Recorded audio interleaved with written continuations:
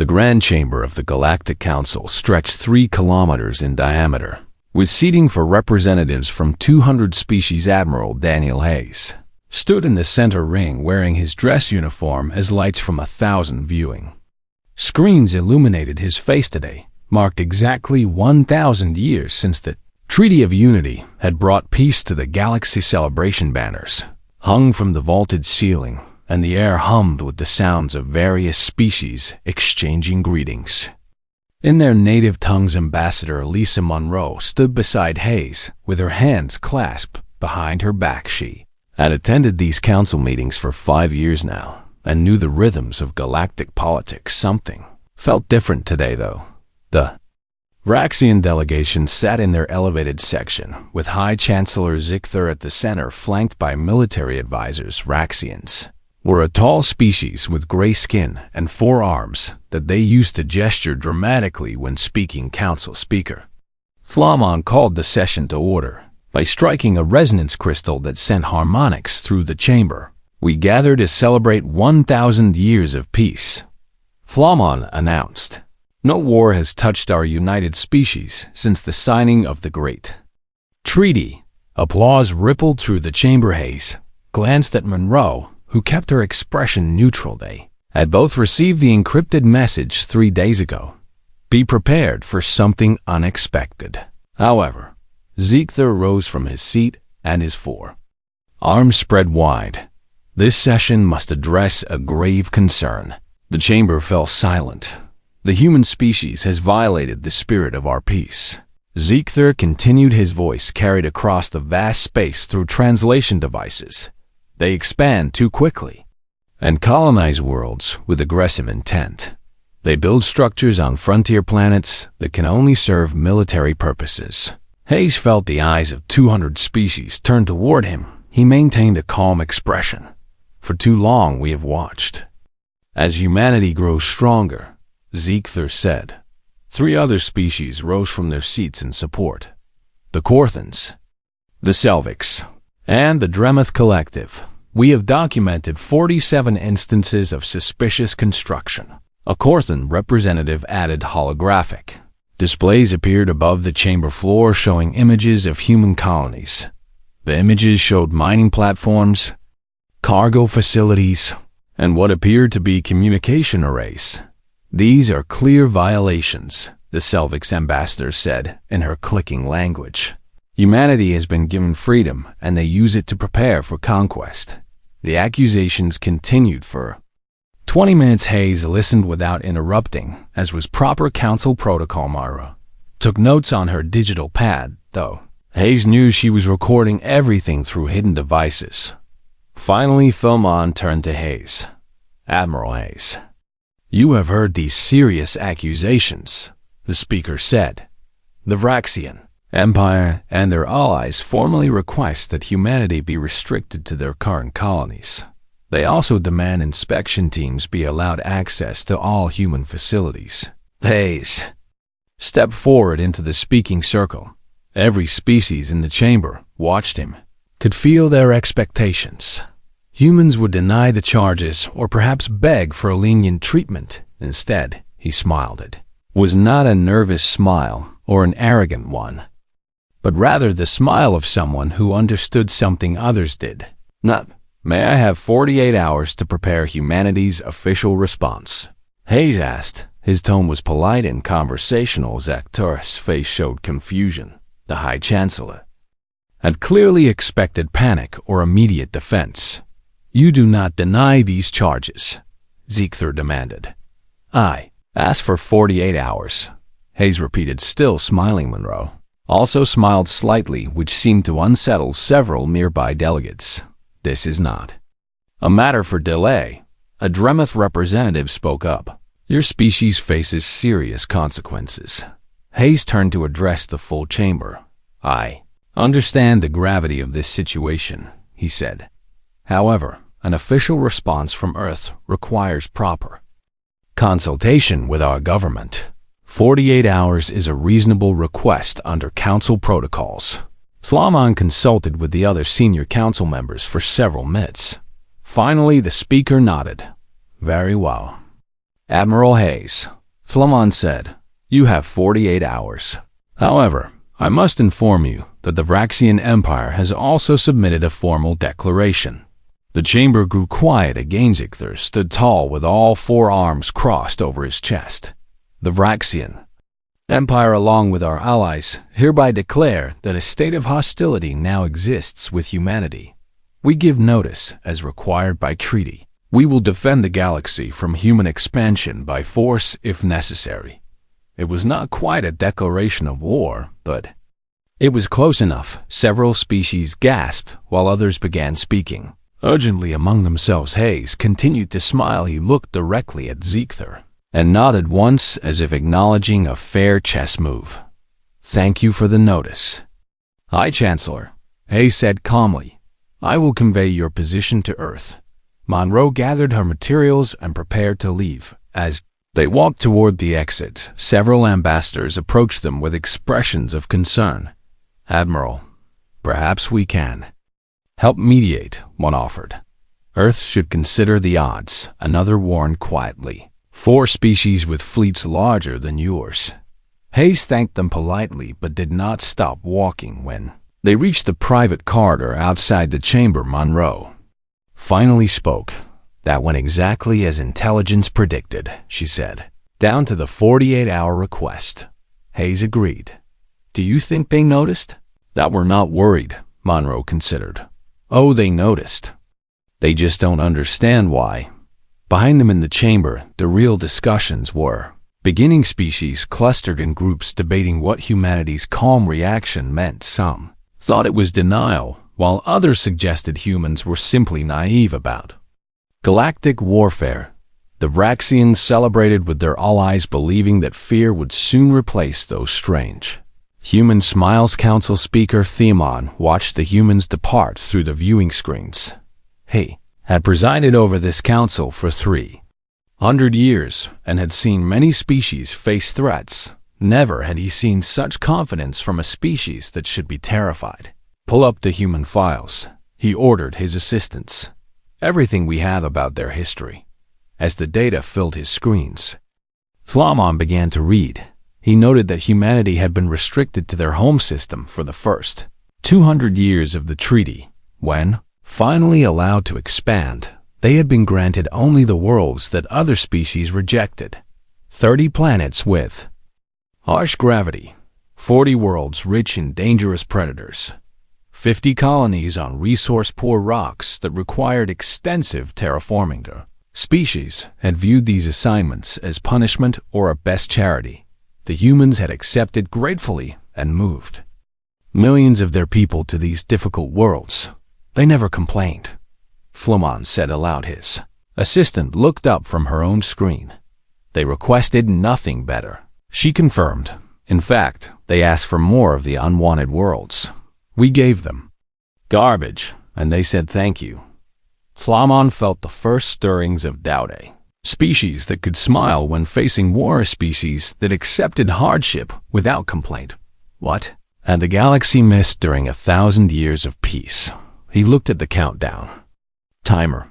47 hours remained until the human response. Something told him that whatever Hayes said in 2 days would change everything. Back on Earth, a signal arrived at Defense Command. General Patricia Wells read the encrypted message and activated Protocol Chimera. Across 200 human colonies, lights began to turn on in facilities that had been hidden for centuries.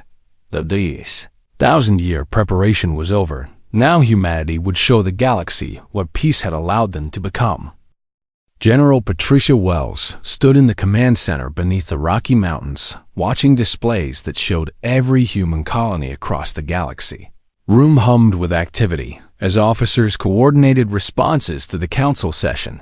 Protocol Chimera is active, Commander Rachel Price reported from her station. All colonies acknowledge and are standing by. Wells nodded and turned to the main holographic display. It showed a timeline stretching back 1,000 years. Show them what they missed, she said quietly. Kevin Martinez entered the command center carrying data tablets.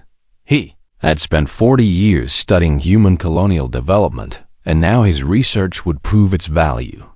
General, The analysis is complete, Martinez said. Every prediction was correct. They see our colonies as threats, Wells said. They should see them as miracles. Martinez activated his presentation. The holographic display shifted to show Earth 1000. Years ago, humanity had just made first contact with the Galactic Council. The Council's verdict had been clear. Humans were too aggressive and too quick to conflict Earth, would be restricted to their home system for 2 centuries as a probation period. We accepted those terms, Martinez narrated. What choice did we have? The timeline advanced 200 years. Humanity was finally granted permission to colonize, but with severe restrictions. No military vessels beyond the Sol system, no weapons of mass destruction, no territorial claims on desirable worlds. The Council gave us the leftovers, Martinez continued. The display showed the first colony world, New Texas. It had gravity 40% higher than Earth, atmospheric pressure that made breathing difficult, predators that had evolved in the crushing weight. Most species would have rejected such a world immediately. We sent 50,000 volunteers, Wells said, remembering the historical records. 15,000 died in the first 10 years. But 35,000 adapted, Martinez added. Their children were born stronger. The timeline showed colony after colony: New Montana, with its toxic lakes, and acid rain, New Dakota, where temperatures swung 200 degrees between day and night, New Kansas, where the native life forms were poisonous to most galactic species. Every world they gave us was meant to be a punishment, Commander Price said from her station. Or a test, Wells corrected. A test we passed. Martinez showed mining reports. From 300 years ago, humans had discovered that the harsh worlds contained rare elements in abundance. The same conditions that made them dangerous also made them rich in resources other species could not reach. We became wealthy from there. Garbage, Martinez smiled. But we kept that quiet. The display shifted to construction records. What the galaxy saw as mining platforms were actually modular defense stations. What appeared to be cargo vessels were warships with civilian hulls. What looked like communication arrays were sensor networks that tracked every ship within light years. We never violated the treaty, Wells emphasized. The treaty forbade us from building offensive fleets and claiming territory through force. It said nothing about defending what we already had. Captain Andrew Stone arrived from the training division. He carried a data chip containing simulation results from the past century. General, the readiness reports, he said, handing over the chip. Wells inserted it into her command. Console numbers filled the screens, showing the combat effectiveness of human forces.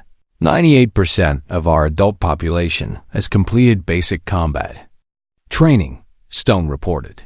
They think it's civic service.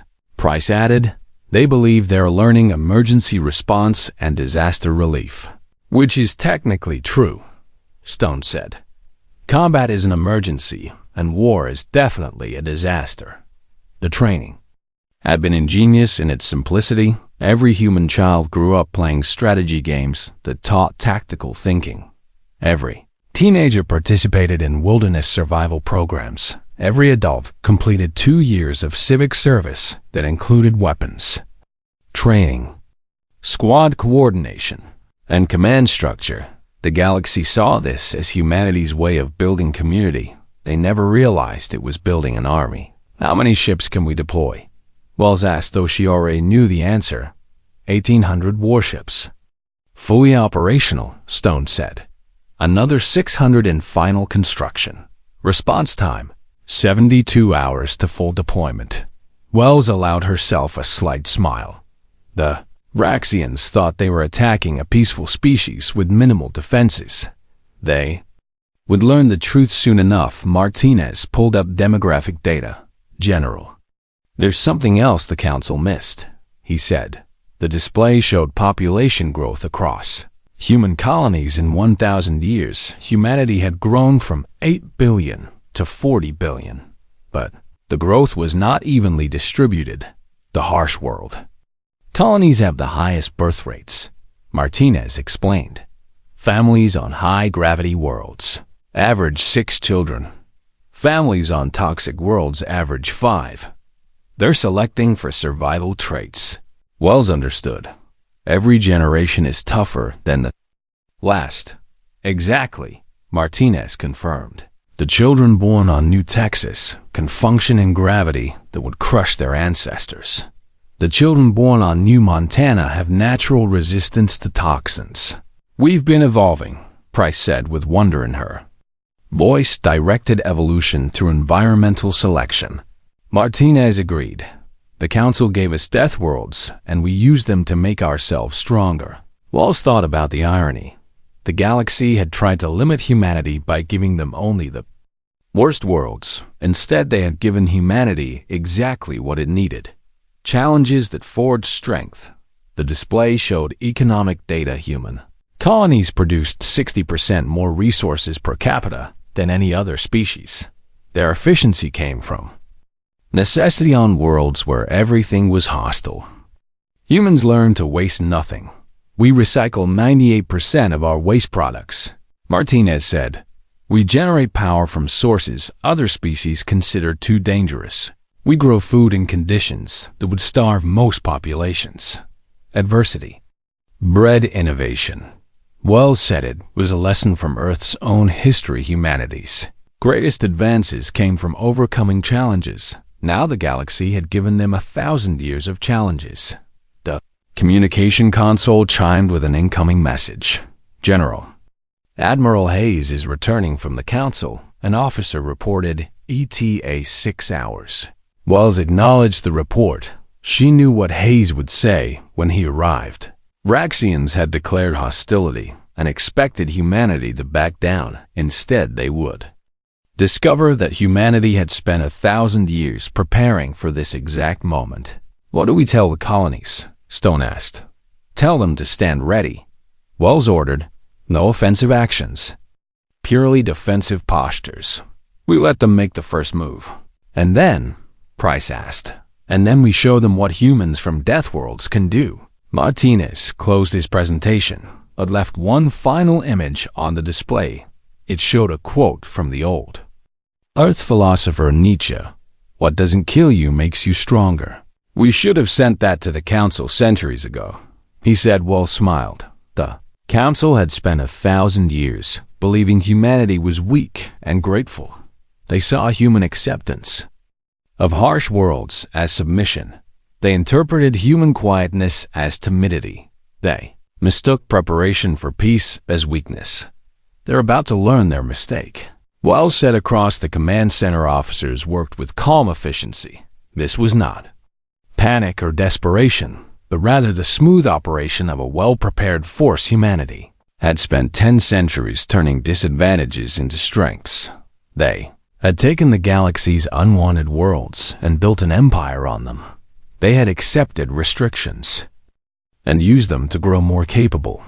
They had smiled and said thank you while building defenses that would make invaders weep. The 48-hour countdown continued. When it ended, the galaxy would hear humanity's response, but the real message would not be in words. It would be in the sudden appearance of fleets that the Council never knew existed. The defense networks that have been hidden in plain sight, in the revelation that every human colony was a fortress, in the understanding that peace had not made humanity soft, it had made them ready. Wells looked at the countdown timer. 46 hours remained. She thought about Admiral Hayes and his smile in the Council chamber. She understood that smile now. It was not arrogance or fear. It was the confidence of someone who knew a secret.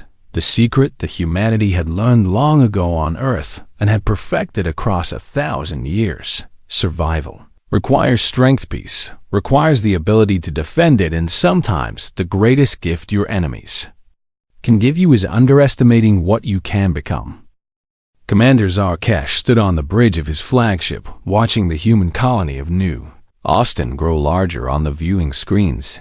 Fleet consisted of 200 warships carrying the finest weapons the Vraxian Empire could manufacture around HIM officers monitored sensor displays that showed a defenseless mining colony with minimal protection.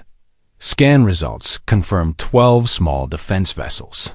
His tactical officer reported no significant orbital platforms, no military installations detected.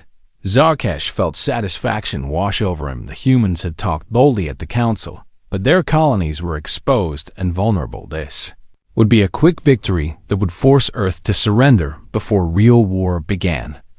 Colony designation. New Austin. His intelligence officer read from the database. Population 2 million. Primary industries, mining and mineral processing. Established 600 years ago. Open a channel. Zarkesh commanded. The communication officer worked his controls. Within moments, a human face appeared on the screen. Captain Nicole Graham commanded the Colonial Defense Force. She was young by human standards, perhaps 40 years old, with dark hair tied back efficiently. "This is Commander Zarkesh of the Vrakshit Imperial Fleet," he announced. "You are ordered to surrender immediately. Evacuate all military personnel to the surface and prepare for inspection." Graham looked at him calmly from her command center. "Commander Zarkesh." "This is Captain Graham," she replied. "I'm afraid we decline your order. I suggest you turn your fleet around and return home." Several Vraxian officers laughed at the audacity. "Captain, we have 200 warships," Zarkesh said slowly, as if explaining. "To a child, you have 12 small vessels. Surrender, or we will open fire." "Acknowledged," Graham said. "You have been warned." She closed the channel. Zarkesh stared at the blank screen in disbelief. "She dares," his first officer said. "They always dare when they don't understand reality," Zarkesh replied. "Target their defense ships. Prepare to fire." The Vraxian fleet moved into attack formation, their weapons charged and targeting systems locked onto the small human vessels. "Fire," Zarkesh ordered. Energy beams lanced across space toward the human ships. The humans dodged with surprising agility, but several hits connected too. Human vessels lost shields and began venting atmosphere. "Their shields are weaker than expected," the tactical officer reported. "Another volley will destroy them." But before the Vraxian fleet could fire again, something changed. The mining platforms scattered around the colony suddenly lit up with power signatures. "Commander, those platforms," the sensor officer said urgently. "They're not mining equipment. They're weapons." The platforms revealed themselves as massive defense fortresses bristling with railguns, missile batteries, and energy cannons. They opened fire simultaneously. Shields flared as projectiles moving at significant fractions of light. Speed slammed into them. 3 Vraxian ships exploded immediately, while a dozen more sustained heavy damage. "Evasive maneuvers," Zarkesh shouted. "Return fire on those platforms." His fleet scattered as the human defenses continued their barrage. Then the cargo haulers that had been docked at the colony suddenly transformed. Their civilian hulls split open, revealing military-grade weapons and armor. Fighter craft poured out like insects from a disturbed nest. "Launch interceptors," Zarkesh commanded. Vraxian fleet released their own fighters. In the tactical display, it looked like 2 clouds of angry insects meeting between the capital ships. Lieutenant Peter Ross led Eagle Squadron toward the Vraxian fighters. His cockpit was cramped by design because human pilots had learned that smaller craft were harder to hit. "Eagle Squadron, spread formation," he ordered over the comm. "Remember your training." The 12 pilots under his command acknowledged and dispersed. They had trained for this moment their entire lives, though they had never called it military training. Every human child grew up playing flight simulators. Every teenager competed in space racing leagues. Every adult pilot logged thousands of hours in what they called civilian navigation practice. The Vraxians had larger fighters with more weapons and stronger shields, but they were slower and less maneuverable. Ross dove toward a Vraxian fighter and fired a burst from his railgun. magnetic accelerator sent tungsten slugs at velocities that bypass shields through sheer kinetic force. The Vraxian fighter exploded there. Fast, his wingman reported. Stay mobile, Ross replied. Make them chase you. The human fighters danced through space, using three-dimensional tactics that confused the Vraxian pilots humans had evolved as persistence hunters on Earth. They understood pursuit and evasion instinctively. The Vraxians flew in rigid formations that could be exploited. Within 10 minutes, Eagle Squadron had destroyed 40 Vraxian fighters while losing only 2 of their own. On the flagship, Zarkash watched his tactical display with growing horror. The moon, his sensor officer suddenly shouted, "Commander, the moon is powering up." New Austin's single moon had appeared dead and lifeless on all scans now. Its surface split open, revealing defense batteries that dwarfed even the orbital platforms. "How did we miss this?" Zarkash demanded. "The installations were buried under 3 kilometers of rock," sensors replied. "Passive shielding. No power signatures until now. The moon-based weapons opened fire. They were massive railguns that could punch through multiple ships with a single shot." Zarkash watched as a projectile tore through 5 of his vessels in a straight line. "Full retreat," he ordered. "All ships break orbit immediately." But the human defenses had formed a perimeter. Retreating ships found themselves running into minefields that had been deployed while attention was on the main battle. More ships died trying to escape than had been destroyed in the initial engagement. Captain Graham opened a channel to all Vraxian vessels. "Vraxian fleet, cease fire and you will be allowed to leave," she announced. "Continue fighting and we will destroy every ship." Zarkash made his choice. "All ships cease fire," he commanded with shame in his voice. "Acknowledge human terms." The battle ended as suddenly as it had begun 20 minutes from first shot to surrender. The Vraxian fleet had lost 60 ships with another 40 damaged beyond immediate repair. Human casualties consisted of 3 defense ships damaged and 47 fighters destroyed on the colony surface. James Holland watched from the administrative center. He was the colony administrator and had spent 40 years building New Austin from a small mining camp to a thriving community. "Send the message to Earth," he told his communications officer. "Victory at New Austin. All defense systems performed as designed." He then opened a broadcast to the retreating Vraxian fleet.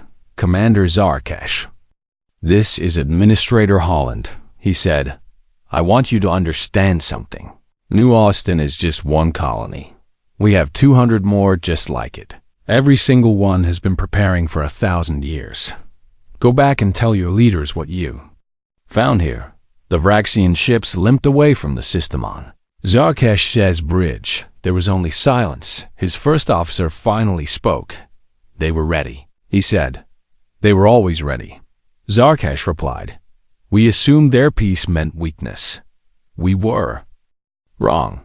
Lieutenant Ross landed his fighter on the main carrier. His bateau hands were steady despite the adrenaline still flowing through his system. He had trained his entire life for combat, but this had been his first real battle. As he climbed out of the cockpit, his squadron mates gathered around. 40 kills, someone said. "Just like the simulations." Ross nodded but felt no pride. They had won because they were prepared. The Vraxians had lost because they attacked without understanding who they faced on. Earth General Wells received the battle report. She read it carefully, then displayed it for the command center. "New Austin reports victory," she announced. "Enemy fleet retreated with heavy losses. Human casualties minimal." The command center erupted in brief celebration before returning to professional focus. "The Vraxians will report this to their allies," Commander Price noted. "Good," Wells said. "Let them know what they're facing." "Should we pursue?" Captain Stone asked. "No," Wells was firm. "We defend. We don't conquer. Let them understand the difference."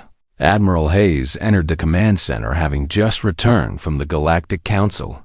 He smiled when he saw the victory report, exactly as predicted. he said to Wells. They attacked our weakest colony first, which was still strong enough to defeat 200 ships.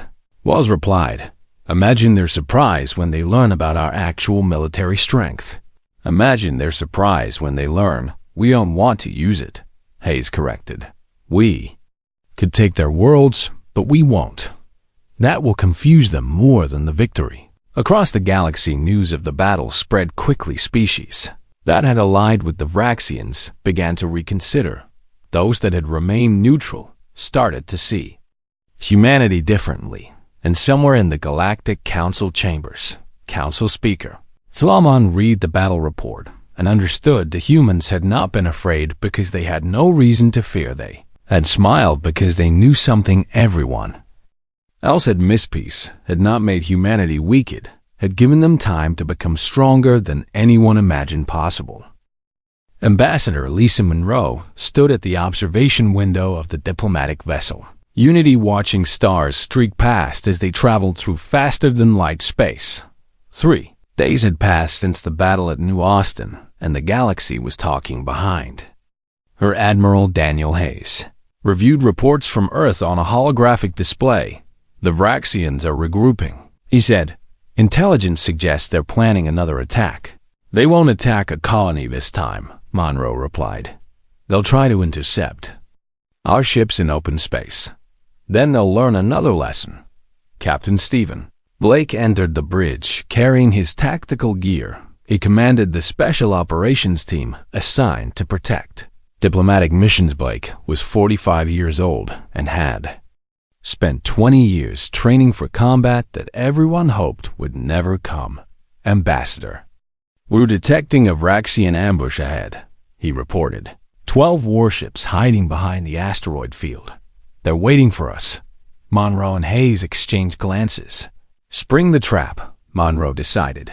Let's show them what they're really facing. The Unity dropped out of faster-than-light travel, right where the Vraxians expected. The 12 enemy warships immediately moved to surround the diplomatic vessel, human vessel. You are ordered to surrender, a Vraxian commander transmitted. Prepare to be boarded. Monroe opened the response channel. This is Ambassador Monroe, she said calmly. We are a diplomatic vessel protected by treaty.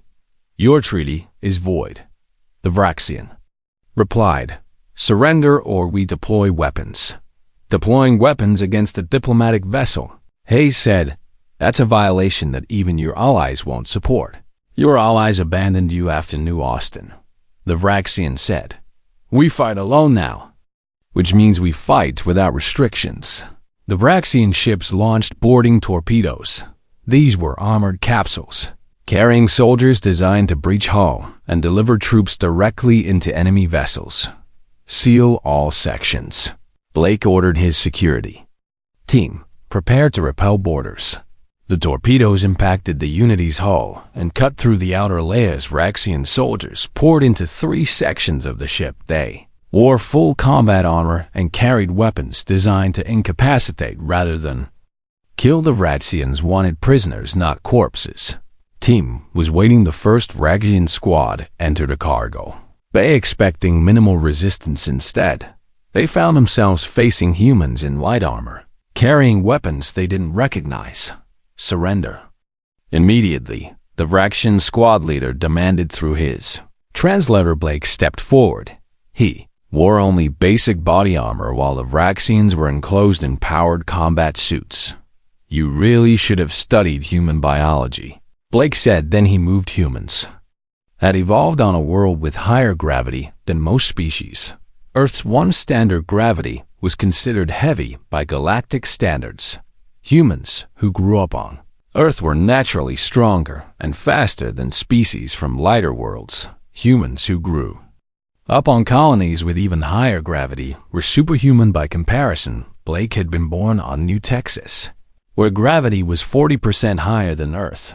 He crossed the distance to the Vraxian squad leader in 2 seconds. His fist hit the armor with enough force to dent the metal. The squad leader flew backward into his soldiers. The other Vraxians opened fire, but Blake was already moving. He rolled under their shots, and came up between two soldiers. One hit with his elbow broke a Vraxian's weapon.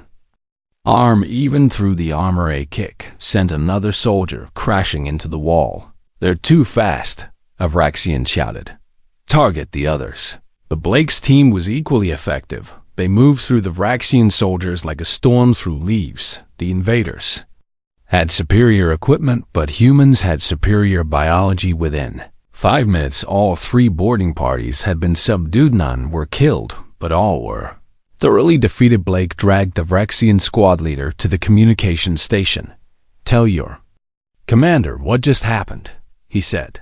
The Vraxian transmitted his report in a stunned voice on the flagship. The Vraxian commander listened with disbelief. "They defeated 3 squads in hand-to-hand combat, while we had armor, and they had almost nothing. Deploy the bioweapon," he decided. "If physical force won't work, we'll use chemicals."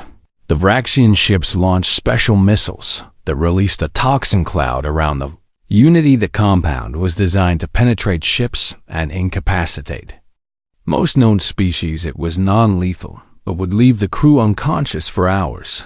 Detecting bioweapon deployment, the Unity sensor officer reported, "Compound is entering our ventilation." Monroe checked her tablet.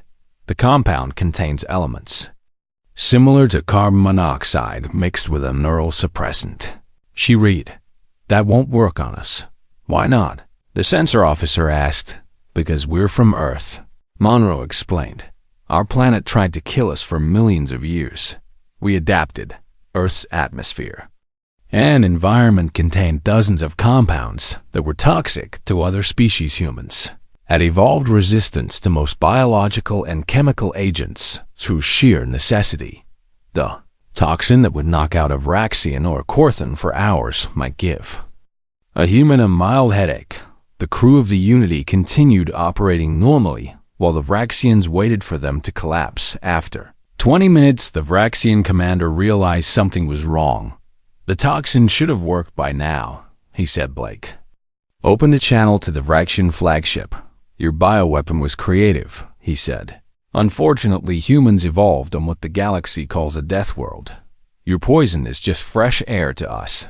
He held up a datapad showing chemical analysis. "Earth's atmosphere contains compounds that would kill most of your species. Our oceans have bacteria that would dissolve your bodies. Our predators hunted us for millions of years, making us fast and strong. You picked a fight with the survivors of the most hostile planet in known space." The implications slowly settled over the Vraxian bridge crew.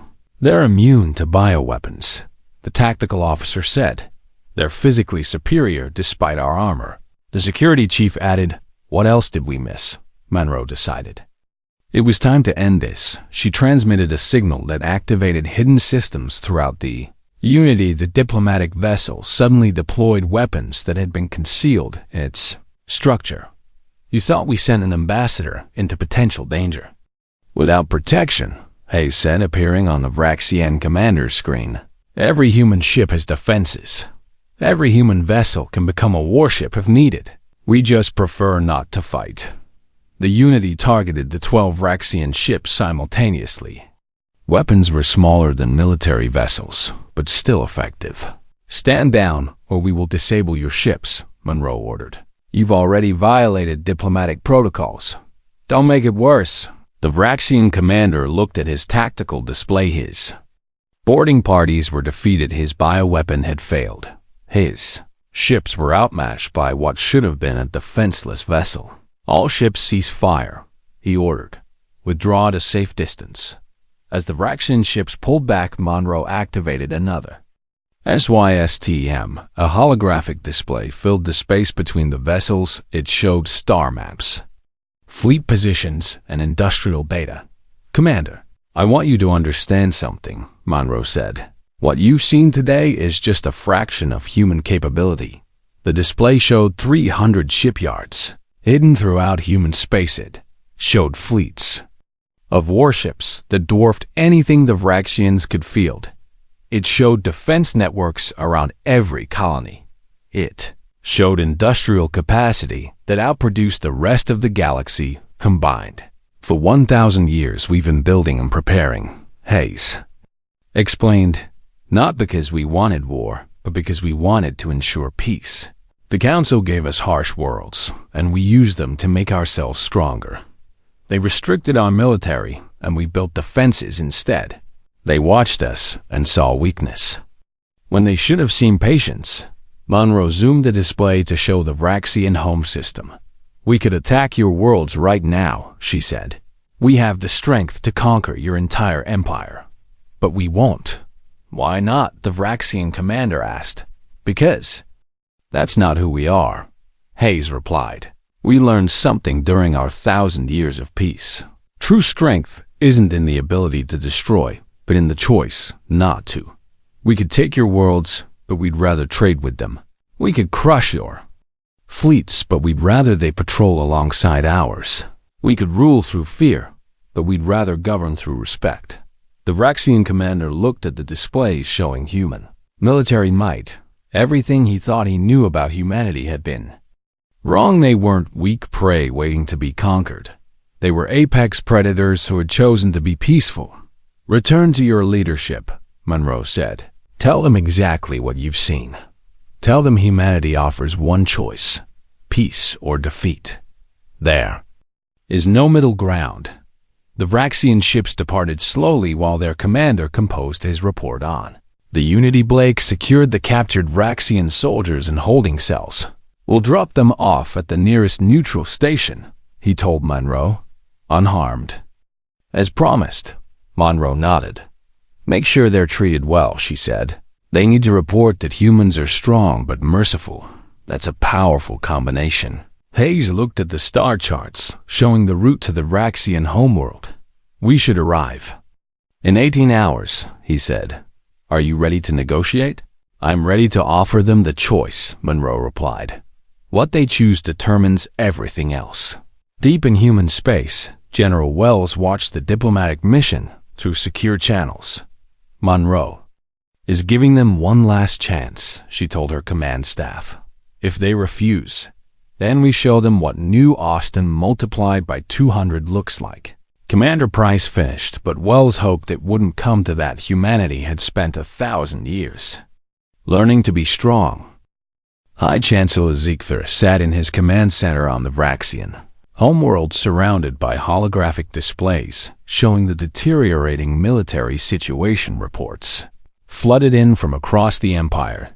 The defeat at New Austin, the failed ambush of the diplomatic vessel, the revelation of human military capacity that exceeded all estimates. His forearms crossed and uncrossed as he processed the information. They were playing us, his military advisor said. For 1,000 years they smiled and accepted our restrictions, while building an empire we never saw. Ziegther reviewed the tactical data again. 300 human shipyards hidden in remote systems, 2,400 warships ready for deployment, defense networks that turned every colony into a fortress, industrial capacity that dwarfed the combined output of 6 major species. How did intelligence miss this? He demanded. Because we saw what we wanted to see, his intelligence chief admitted. We believed they were weak because it fit our assumptions. We thought their acceptance meant submission. It meant patience. A new alert appeared on the displays. Chancellor, human fleets are moving, the military advisor reported. Multiple formations departing their colonies. Ziegther felt cold fear settle into his chest. This was it. The humans were launching their offensive. His empire would burn, and there was nothing he could do to stop it. Where are they heading? He asked. The tactical officer worked his displays for several minutes, then he looked up with confusion on his face. Chancellor, they're not heading for us. What? The human fleets are moving toward our allied species. The Corthans, the Selvics, the Dremeth. But they're bypassing military targets entirely. They're moving toward homeworlds. Ziegther stood abruptly. They're going to attack civilian populations. No, Chancellor, the officer said. They're taking up defensive positions around our allies' planets on Earth. General Patricia Wells coordinated Operation Homecoming from her command center. Admiral Hayes had transmitted the final warning to the Vraxian leadership now. Humanity would demonstrate what they truly meant by peace. All fleets report ready, Commander Rachel Price said. Operation Homecoming is proceeding as planned. Wells watched the tactical displays. Human fleets were arriving at Corthan Space, at Selvix Worlds, at Dremeth Colonies, but they weren't attacking. Deploy the shields. Wells ordered the human fleets activated massive defensive barriers around each allied homeworld. Then they positioned themselves between those worlds and any potential Vraxian retaliation. Admiral Chen reports. Corthan Space secured. An officer called out. Admiral Park confirmed Selvix defensive perimeter established. Admiral Johnson has Dremeth Colonies protected. Wells allowed herself a small smile. The humans were defending their enemies. Open channels to all allied species governments, she ordered. Within minutes she was addressing the leadership of 3 species. Their faces showed confusion and fear. This is General Patricia Wells of Earth Defense Command. She said, I want to make our intentions clear. We are not here to conquer or destroy. We are here to protect. A Corthan leader found his voice first. Why would you protect us? He demanded. We declared hostility against your species because your governments chose war. Wells replied, your people did not. We will not allow your civilians to suffer for decisions they didn't make. A Selvix representative spoke up. You could destroy us. Yes, we could, Wells agreed. But we choose not to. Your worlds are now under human protection. From us and from any Vraxian retaliation. What do you want in return? The Dremeth ambassador asked suspiciously. Peace. Wells said simply, just peace. The 3 species leaders looked at each other through the holographic link. This was unprecedented in galactic history. You defend the homeworlds of your enemies. The Corthan said slowly, we protect innocence. Wells corrected. There's a difference on the diplomatic vessel. Unity Ambassador Lisa Monroe and Admiral Daniel Hayes entered Vraxian space. They transmitted their intentions ahead of arrival. This is Ambassador Monroe requesting peaceful approach to the Vraxian homeworld. We come to negotiate, not to fight. Response took several minutes. You may approach, came Zicther's voice. But any hostile action will be met with full defensive response. Understood, Monroe replied. We have no hostile intent. The Unity landed at the Vraxian capital where Monroe and Hayes were escorted to the High Chancellor's office. Ezek stood surrounded by his advisors. You defend our allies, he said without preamble, while approaching our homeworld. What game is this? No game. Hayes replied. We're demonstrating our position. Monroe activated a holographic display. Chancellor, we could have destroyed your empire, she said. We have the military strength. Instead, we're protecting your allies from retaliation, and we're here to negotiate peace. Why? Zicther asked. Because we learned something during our 1,000 years of peace. Hayes explained. We learned that strength has 2 purposes. It can destroy or it can protect. We choose protection. Monroe brought up historical data from Earth. Our planet taught us hard lessons, she said. We spent thousands of years fighting ourselves. We nearly destroyed our own species multiple times, but we survived and learned. We learned that real strength isn't in the ability to conquer. It's in the wisdom to choose peace when you're strong enough to win any war. Zicther sat down heavily. You make us look like children, he said. We declared war expecting you to be weak. Instead, you were strong and merciful. We wanted to show you what 1,000 years of peace created.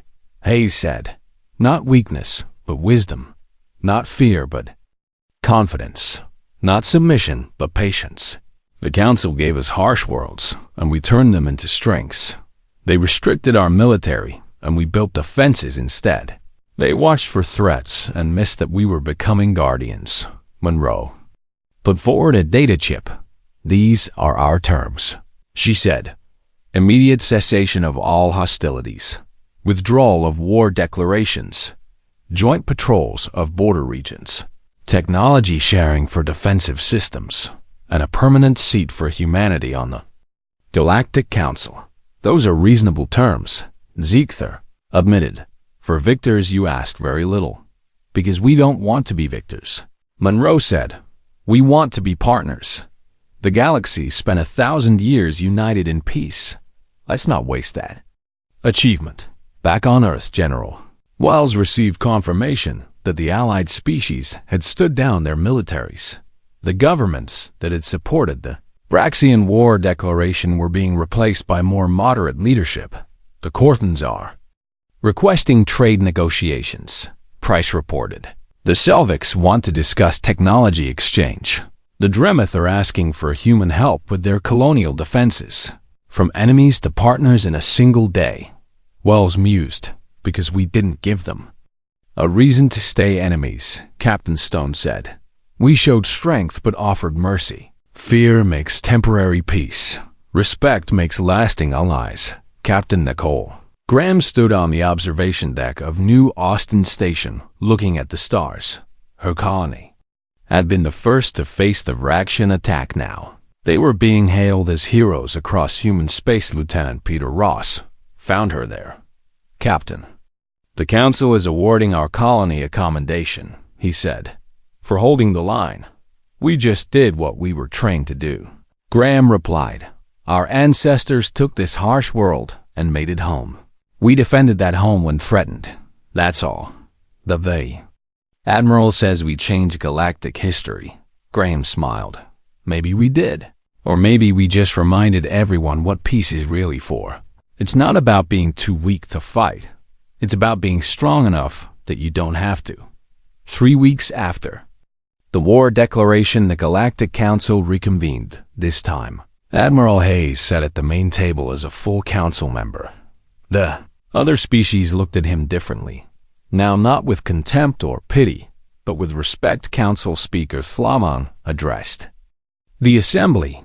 The events of recent weeks have changed our understanding, he said. We believe peace made species weak. Humanity proved that peace makes the wise stronger. They spent 1,000 years preparing not for conquest but for protection. They could have destroyed their enemies, but chose to defend them instead. This is the future the Council should strive toward. Hayes stood to address the Council. Members of the Galactic Council, he began. Earth accepts the responsibility of a permanent seat, but we have conditions. We will defend any member species against external threats. We will share our defensive technology freely. We will patrol trade routes and protect colonies, but we will never use our strength for conquest. We ask that other species adopt the same principles. Build strength to defend, not to attack. Prepare for war so thoroughly that no one dares start one. And remember that the strongest species is the one that chooses peace when it could choose victory. The Council voted unanimously to accept humanity's terms. A new era began across the galaxy. Human ships began joint patrols with former enemies. Human engineers helped other species build better defenses. Human colonies opened their technologies for peaceful sharing. Ambassador Monroe stood with Ziegther on his homeworld 50 years after the war that never fully began. Your people saved my species, he said. From ourselves mostly. We attacked because we feared your strength. You responded by protecting. Uses. That taught us more than any military defeat could have. How are the joint patrols working? Monroe asked. Better than anyone expected. Ziegther replied, Vraxian and human ships working together. Who would have imagined? Anyone who understood. That enemies are just friends who haven't talked yet, Monroe said on Earth. A teacher stood before a class of young students. Today, we'll discuss the 1,000-year peace, she said.